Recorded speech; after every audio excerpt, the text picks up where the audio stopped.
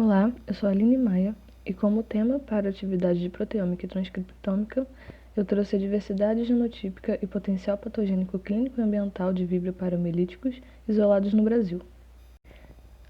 A Vibrio paramelíticos é uma bactéria halofílica, gram-negativa, onipresente em águas estuarinas e costeiras, onde pode ser encontrado livre ou em associação com organismos marinhos, com peixes, moluscos e zooplânctons. Essa espécie é reconhecida como um agente líder mundial em gastroenterite aguda associado ao consumo de frutos do mar mal cozidos ou contaminados. Entre os fatores de virulência de Vibrio paramelíticos, as principais são duas hemolizinas, a termostável direta TDAH e relacionados ao TDAH, o TDR, codificados pelos genes TDAH e TDR, respectivamente. Ambas as hemolizinas formam poros na membrana da célula-alvo, causando perda de íons e pequenas moléculas e um influxo de água incontrolável.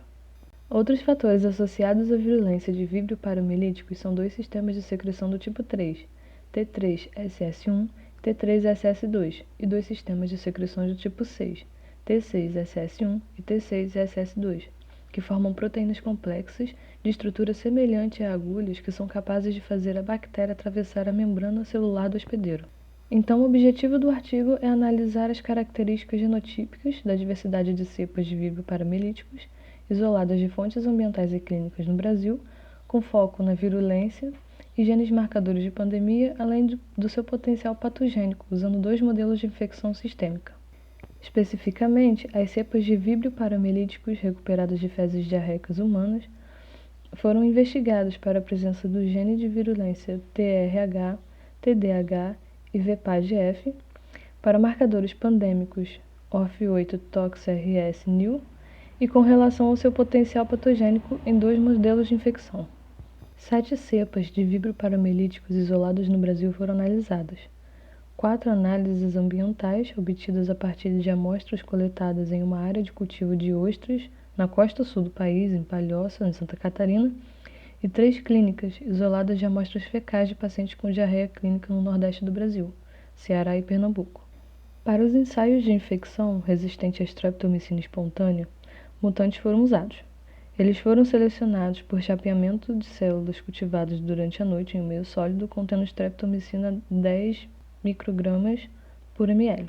Uma colônia de streptomicina espontânea de cada cepa foi selecionada aleatoriamente e denominada Cascavel SR, IOC 17381 SR, IOC 17384 SR, IOC 20173 SR, IOC 20142 SR, IOC 20128 SR, IOC 20138 SR.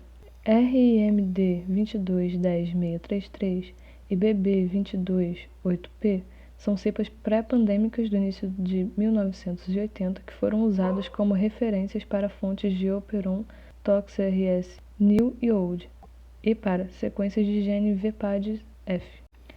As cepas A431 de TDAH positivo e 0798081 de TDAH positivo, isolados no Brasil, foram usados como controles positivos para os genes TDAH e TRH em ensaios de reação em cadeia polimerase, o PCR. A presença de TOX-RS-NIL e TOX-RS-NOLD nos genomas das 7 cepas de Vibrio paramelíticos foi então investigado por PCR e sequenciamento. A nova sequência de TOX-RS, a NIL, foi encontrada apenas nas cepas clínicas IOC 17381 e IOC 17384, isoladas em 2001. Já a cepa clínica Cascavel, isolada em 1975, bem antes do surgimento do clone pandêmico, carregava uma cópia do operon antigo de TOX-RS, como isolado não pandêmico. Entre as 4 cepas ambientais de TDAH e ORF8, 3 deles, que foram isolados a partir de amostras de águas do mar, carregaram uma cópia de TOX-RS ou de cada um. Surpreendentemente, essa outra cepa, isolada em 2010 de uma ostra cultivada, mostra uma sequência híbrida entre TOX-RS OLD e TOX-RS NIL.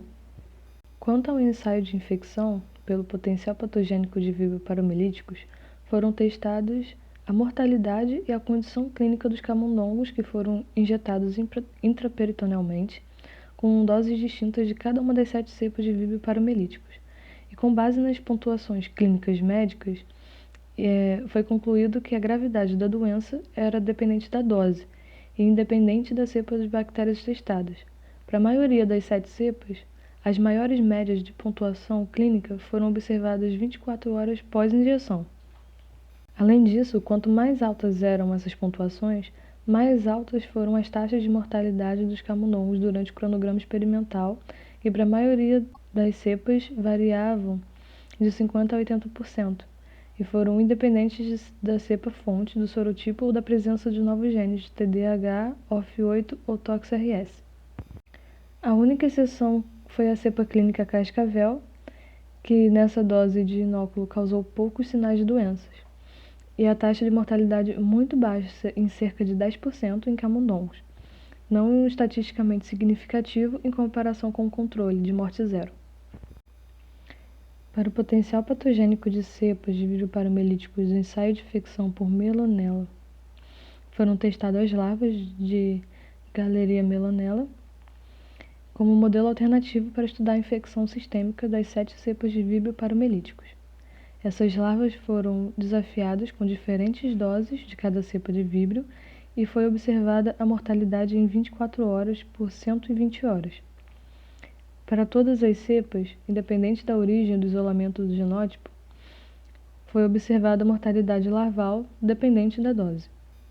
Nessa figura mostra que 10 elevado à quarta potência de unidade de formação de colônia por larva permitiu detectar importantes diferenças dependentes da cepa na mortalidade da taxa larval, enquanto a inoculação com 10/3 de unidade de formação de colônia por larva leva a menor quantidade de taxa de mortalidade das larvas, cerca de 10 a 70%, mas confirmou o agrupamento das cepas com base na dose do inóculo de 10/4 de unidade de formação de colônia por larva, exceto a cepa ambiental IOC 20142SR, que se agrupou com a cascavel, como pode ver aqui.